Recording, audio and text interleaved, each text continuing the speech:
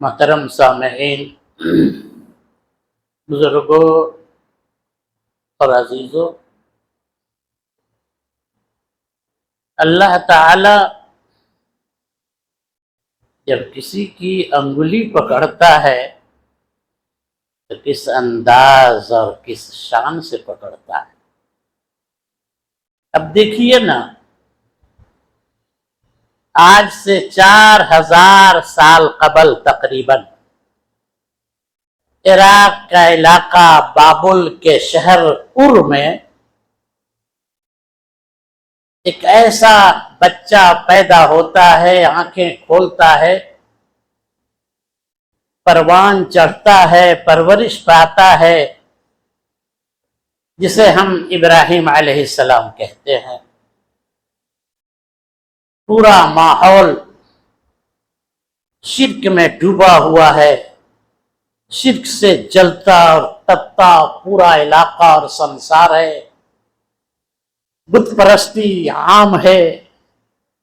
ایک ایسی دنیا میں آنکھیں کھولتا ہے جہاں چاند سورج ستاروں کی پوجا کی جا رہی ہے، جہاں چاند اور سورج کی تصویریں بنا کر اس کی پوجا کی جا رہی ہے، جہاں بادشاہ وقت کو سجدے کیے جا رہے ہیں، جہاں وہ ساری چیزیں پوجی جا رہی ہیں جو انسان کے لیے نفع بخش، وہ ساری چیزوں کی پوجا کی جا رہی ہے جس سے انسان ڈرتا ہے تاکہ اس کے شر سے ہم محفوظ ہیں۔ ایسے ماحول میں ایک شخص جب آنکھیں کھولتا ہے، ابراہیم علیہ السلام، آخر کیوں اللہ تعالیٰ اسے اپنا خلیل بنا لیتا ہے؟ تاریخ انسانی میں صرف دو شخصیتیں ایسی ہیں جنہیں اللہ نے اپنا گہرا دوست، اپنا خلیل بنایا ہے۔ ایک ابراہیم علیہ السلام ہے، وَاتَّخَذَ اللَّهُ إِبْرَاهِيمَ خَلِيلًا، اور دوسری شخصیت ہمارے نبی محترم صلی اللہ علیہ وسلم اپنے انتقال کے 5 روز پہلے فرماتے ہیں، ان اللہ اتخذنی خلیلا کما اتخذ ابراہیم خلیلا۔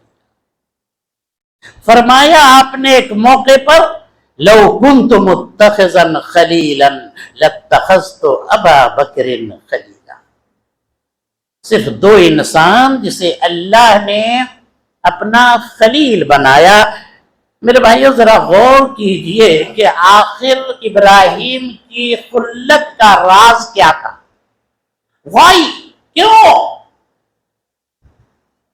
ابراہیم علیہ السلام نے اس ماحول میں پلے بڑے بچے کو، جہاں بت پرستی عام تھی، گھرانہ بھی بالکل ایسا کہ جہاں کے بنائے ہوئے بت پورے شہر بابل اور علاقے میں سپلائی کیے جاتے تھے، اس مذہبی گھرانے، اس سیاسی گھرانے میں آنکھیں کھولنے والا بچہ، یہ وہ انسان اللہ کا خلیل کیسے ہے؟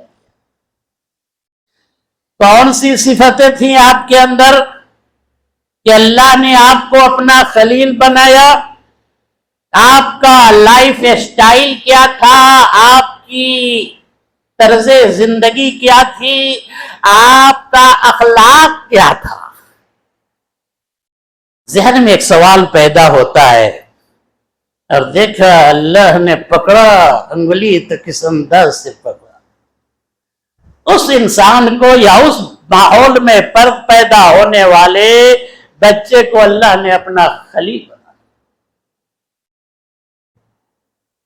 سب سے بڑی بات، بڑی خوبی جو آپ کے اندر تھی، جو وجہ خلت بنی، اللہ کے دوست بنائے جانے کا کوز بنا، وہ تھی آپ کی توحید، محبت توحید۔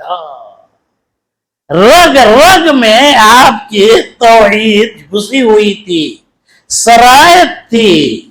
اس توحید کی خاطر ابراہیم علیہ السلام نے بہت ساری تکلیفیں جھیلی اور اس توحید کی خاطر ابراہیم علیہ السلام نے پوری انسانیت کو اپنا دشمن بنایا. جب ابراہیم نے پوری انسانیت کو اپنا دشمن بنا لیا تو اللہ نے اسے اپنا دوست بنا لیا. واتخذ اللہ ابراہیم. آج جب توحید کی بات کی جاتی ہے، اللہ کا تعارف کیا جاتا ہے، اللہ کے حقوق بیان کیے جاتے ہیں، توحید کے اندر شرک کی مذمت کی جاتی ہے، اس کی شناعت اور اس کی ہلاکت انگیزیوں کو بیان کیا جاتا ہے، تو کچھ لوگ یہ کہتے ہیں دعوت توحید، درس توحید بند کیجیے، اس سے فرقہ پرستی پیدا ہوتی ہے.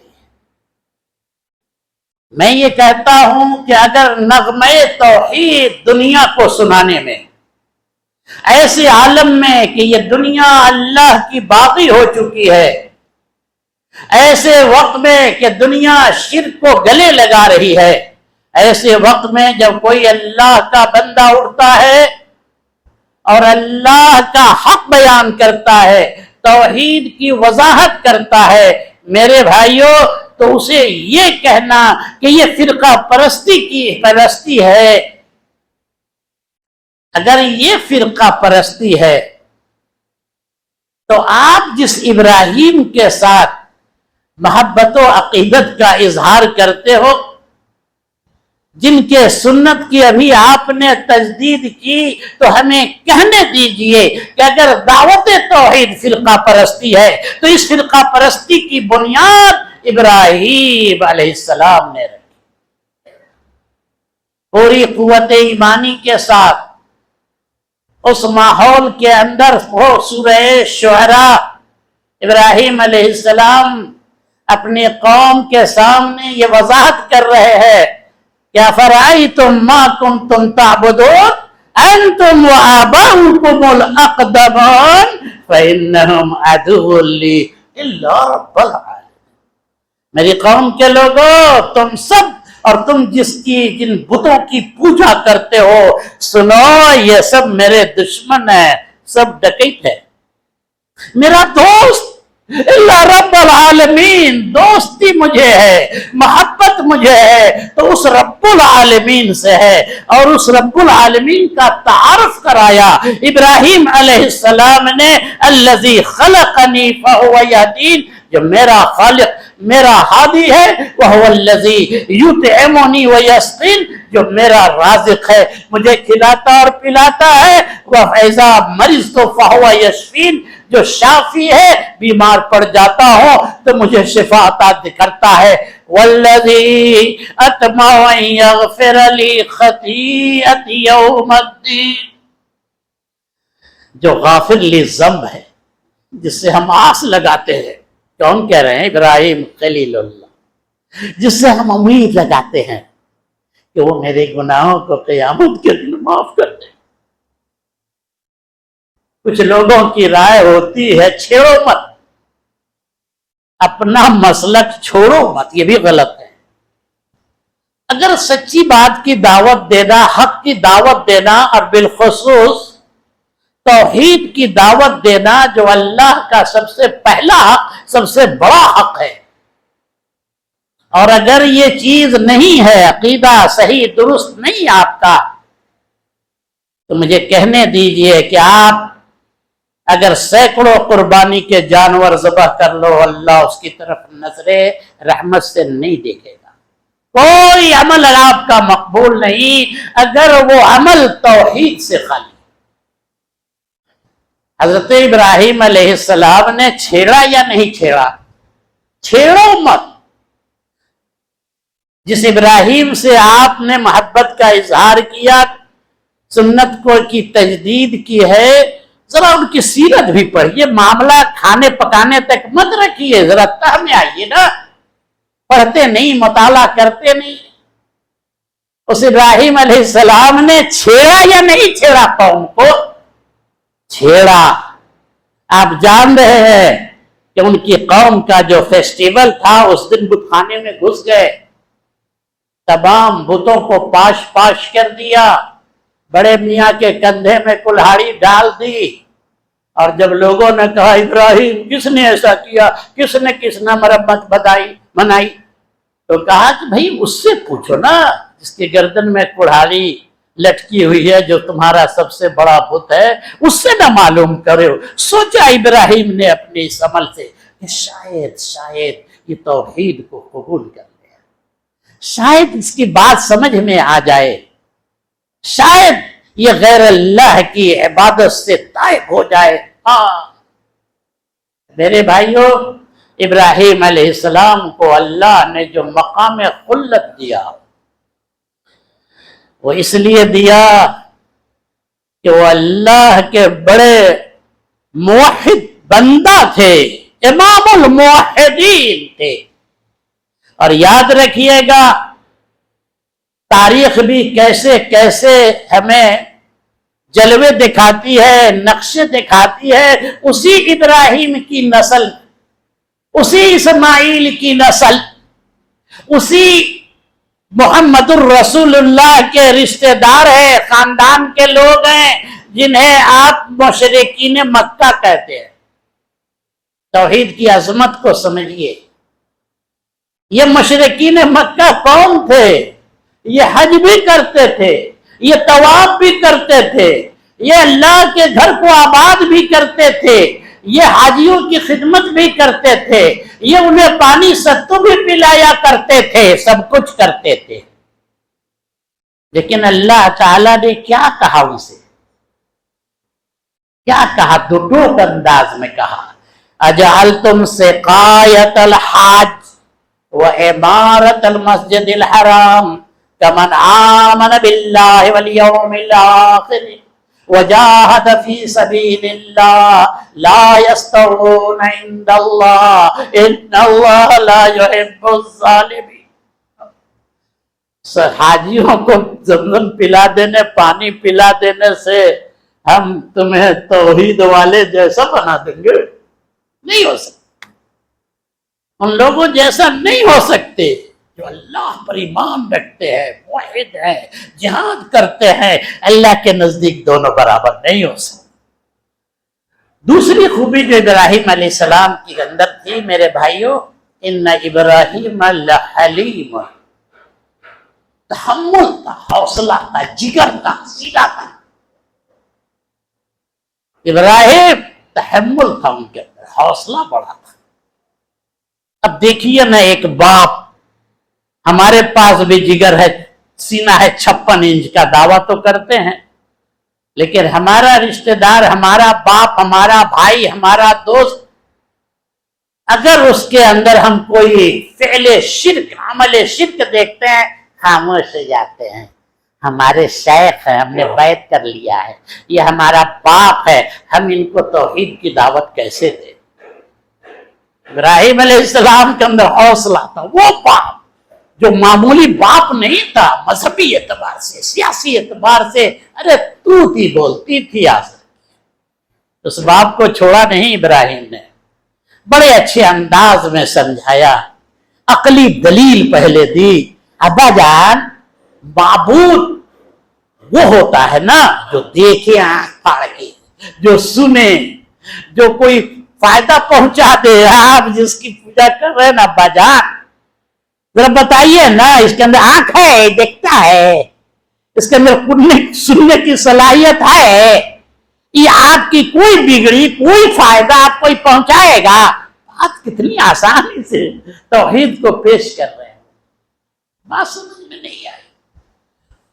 یا ابت لم تعبد ما لا يسمع ولا يبصر ولا یغنی عنک شیئا۔ ابا جان، اللہ نے مجھے وہ علم دیا ہے نا، آپ کو نہیں دیا ہے، میری بات مانیے نا، بالکل صحیح راستہ پر ہم آپ کو لے چلیں گے۔ ابا جان، شیطان آپ سے بتوں کی پرستش کرا رہا ہے۔ یا ابت لا تعبد الشیطان، شیطان کی عبادت مت مت کیجیے، اس کے چکر میں نہ آئیے۔ ابا جان مجھے ڈر ہے کہ کہیں اللہ کا عذاب نہ آپ کو ڈانپ لے۔ دیکھا حوصلہ جگا، ان ابراہیم لحلیم، کیسے حلیم تھے، حلیم الطبع تھے، کیسے بردبار تھے۔ باپ نے جب کہا کہ آپ جو ہے کرپیا مجھے میرا گھر میرا شہر خالی کر دے، ہمیشہ کے لیے نہیں کہا قربان جاؤ۔ ارے قرآن یہ کہہ رہا ملیا، ایک بیٹا چاہے جیسا بھی ہو، ایک باپ بڑی دل کھول کر اسے محبت کرتا ہے، باپ ٹوٹ کر بیٹے سے محبت کرتا ہے، وہ بیٹا چاہے جیسا نالائق، وہ نالائق ہے، بدقسمت ہے وہ اولاد، وہ جوان جو اپنے بوڑھے باپ کی ناقدری کرتا ہے۔ آزر نے یہ نہیں کہا کہ ہمیشہ کے لیے چلے جاؤ، اس نے یہ کہا وہجرنی ملیا، ملیا ایک عرصے کے لیے چلے جائیے۔ سوچا ہوگا، دماغ والا انسان تھا کہ کچھ دن باہر جائے گا، گرم ٹھنڈی ہوا اس کو لگے گی، زمانے کے تھپیڑے کو کھائے گا، پھر آ جائے گا، گھر لوٹ آئے گا۔ اس لیے انہوں نے یہ کہا لَإِن لَّمْ تَنْتَهِ لَأَرْجُمَنَّكَ وَاهْجُرْنِي مَلِيًّا، ہمیشہ کے لیے نہیں چلے جاؤ، ایک عرصے کے لیے، ایک مدت کے لیے، معین کے لیے، چند دنوں کے لیے جاؤ۔ سوچا کہ جائے گا، کہاں جائے گا، پھر آئے گا، لوٹ کے آئے گا۔ ابراہیم چلے تو کیا کہا اللہ سے، اللہ ہاں یہاں میں ان کی بردباری بتا رہا تھا۔ ایسے موقع پر ابراہیم نے کوئی کسی طرح کا باپ کے ساتھ الجھاؤ نہیں کیا، خاموشی کے ساتھ یہ کہتے ہوئے تیرے ہاتھ میں مجھے مارنے کے لیے پتھر ہوگا، لیکن میرے ہاتھ اللہ کے حضور تیری مغفرت کے لیے اٹھے گے۔ نکل گئے یہ کہتے ہوئے انی ذاہب الی ربی سیہدین، اللہ اب تو ہم نکل گئے ہیں، اب تیرے راستے پر نکل گئے، اب تیرا کام ہے نا بتانا کہ ابراہیم تو اس راستے پر چل، تو ایسے چل، تو ایسے چل، اب تو ہم نکل گئے، راستہ پکڑ لیا۔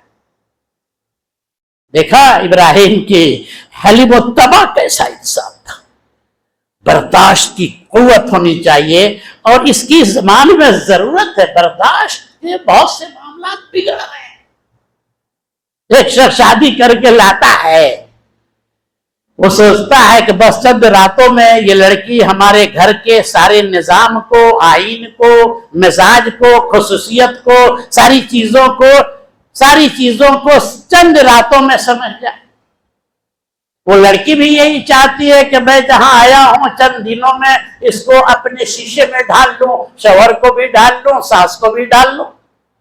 ارے بھائی ویٹ کرو، انتظار کرو، جلدی کی کیا بات ہے؟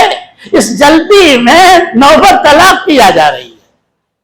طلاق کی کثرت کے بڑے اسباب ہے، بے حیائی ہے، فحاشی ہے، مرد و زن کا اختلاط ہے، یہ موبائل ہے، یہ انٹرنیٹ ہے، لیکن ساتھ ہی ساتھ ہر معاملے کو ہم یہ چاہ رہے ہیں کہ جلدی درخت لگائے اور وہ پھل دینا چاہیے۔ ویٹ نہیں کرتے، ہم انتظار ہم نہیں کر رہے ہیں کہ چلو بھائی اگر میرا شوہر راستے سے کچھ بھٹکا ہوا ہے تو میں ذرا صبر کروں، میں ان کی تربیت کروں، میں حکمت کے ساتھ انہیں راہ راست پر لاؤں۔ دیکھا کہ ذرا بھٹکا ہوا ہے، کل ہو کر کے قاضی کے ساتھ سلاد پیتا ہے، کھلا چاہیے، ایسے نہیں ہوتا ہے۔ اور یہی وجہ ہے کہ مسلم سماج میں آپ کو پتہ نہیں، پتہ ہم رکھتے ہیں، مسلم سماج میں طلاق کی کثرت بڑی تیزی سے بڑھتی جا رہی ہے۔ ہمارے اندر حلم نہیں ہے، قوت برداشت نہیں ہے، ہم چاہتے ہیں فوراً رزلٹ ہو جائے، ظاہر ہو جائے۔ ایک تیسری خوبی جس خوبی نے ابراہیم کو اللہ کا خلیل بنایا، ابراہیم کے اندر ایک بڑی خوبی یہ تھی بھائیوں، بھولیے گا نہیں اس کو، یہ نہ کہ گوشت ختم تو ابراہیم سے یارانہ ختم، ابراہیم سے تعلق ختم، نہ، اللہ نے ان کی زندگی کو آپ کے لیے آئیڈیل بنایا ہے۔ اور ابراہیم کہتے ہوئے ذرا سوچئے گا، اپنے عمل کا بھی جائزہ لیجئے گا کہ وہ کیسا انسان تھا، اللہ کے ایک اشارے پر بیٹے کو قربان کر دیا۔ آخر ہم تو انہیں کی اولاد ہے، ہمارے قدم ہم اللہ کے لیے اپنی نیند کو اور اپنی غفلت کو قربان کرنے کو تیار ہیں۔ کیسا اللہ کا مطیع اور فرما بردار انسان تھا، مولانا کیسے بتا رہے تھے۔ لیکن آپ نے یہ سوچا کہ ہم اپنی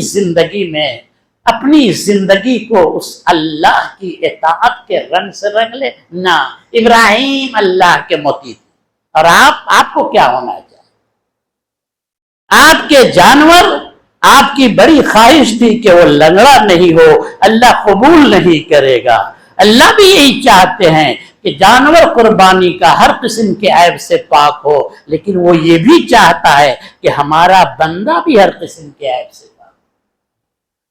جس طرح آپ نہیں چاہتے کہ قربانی کا لنگڑا جانور اللہ کے سامنے پیش کرے، جانور لنگڑا ہو اسے آپ برداشت نہیں کرتے، لیکن آپ اپنے پاؤں کی طرف دیکھتے ہیں کہ آپ کے پاؤں کتنے لنگڑے ہیں، اس مسجد کی طرف جانے کو تیار نہیں۔ ان سب چیزوں کو غور کیجئے۔ تیسری خوبی جو ابراہیم علیہ السلام کو جس نے اللہ کا خلیل بنایا، وہ ان کی دعائیں تھیں۔ ہر وقت دعا آہوزاریاں کرتے تھے۔ ابراہیم آنسو بہت بہایا کرتے تھے۔ ان ابراہیم لحلیم اواب پر غور کیجئے، اللہ نے خود بتایا آہوزاریاں کرنے والا، رونے والا، اور جب کوئی مشکل گھڑی پیش آئی تو اللہ کو پکارا، اللہ سے مانگا نا۔ بیٹا کی بات آئی، بیٹا چاہیے تو بیٹے کے مانگنے کا کس سے سوال کیا ابراہیم نے؟ دعا اللہ سے کی کہ اللہ مجھے نیک بیٹا دے۔ اب باپ نے جب کہا کہ خالی کر دو ہمارا گھر علاقہ تو چلے تو یہی کہتے ہوئے نکل گئے، انی ذاہب الی ربی سیہدین۔ اللہ کے گھر کی تعمیر کی تو دعا مانگی، ربنا تقبل منا انک انت السمیع العلیم۔ اپنی اولاد کو اگر مکے میں بسایا تو دعا کیا، اور اس مکے کے لیے بڑی پیاری دعا مانگی کہ اللہ اس شہر مکہ کو پرامن شہر بنا دے۔ اپنے علاقے کے لیے کتنی پیاری دعا مانگ رہے ہیں ابراہیم۔ 14 سے 15 دعاؤں کو، ابراہیم کی دعاؤں کو قرآن کریم نے نقل کیا ہے۔ یہ اللہ کا وہ بندہ تھا جو ہر وقت دعاؤں میں لگا رہتا تھا، ہر وقت اللہ کے سامنے آنسو بہایا کرتا تھا۔ آج دعاؤں کے لیے ہمارے ہاتھ نہیں اٹھتے، آج ہماری آنکھوں کے آنسو خشک ہو گئے۔ اس لیے اگر اس ابراہیم سے سچی عقیدت ہے، پیار ہے، محبت ہے، وہ آہوزاریاں کرتے تھے، اللہ کے خلیل تھے، اللہ کے سامنے آہوزاریاں کیا کرتے تھے۔ آگ میں ڈالے گئے تو پکارا کس کو؟ اللہ کو پکارا، حسبنا اللہ و نعم الوکیل، نعم المولا و نعم النصیر۔ یہ چند خوبیاں ہیں میں نے آپ کے سامنے رکھی کہ آخر اللہ نے اس صنم کدے کے اندر پیدا ایک بچے کو جو پرورش بھی پایا، اسی ماحول میں اللہ کی پکڑ کیسی ہوتی ہے، اور اللہ اگر کسی کی انگلی تھامتا ہے تو کس انداز سے، کس پیار سے، کس شان سے اور کس طاقت سے تھامتا ہے۔ رب العالمین ہمیں ابراہیم علیہ السلام کی سیرت پر چلنے کی توفیق ارزانی کرے۔